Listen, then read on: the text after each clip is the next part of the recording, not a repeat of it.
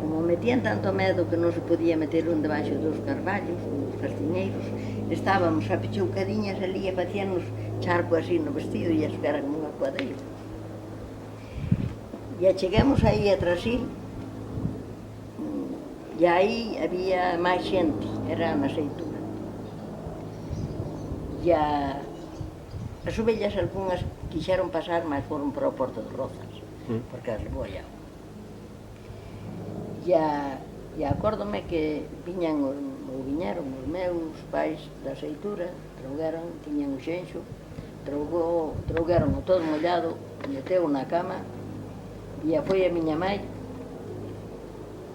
pasou polo alto das Parreiras, dos Marcelinos, que entón tiñan parreiral aí en Trasil, pasou polo alto das Parreiras, polo lado Trasil, ao Bader do Castro, e despois, comigo, debaixo dun brazo, pola canle, rasiña d'agua, que se caia a canle, adiós moi buenas, porque nos afogábamos.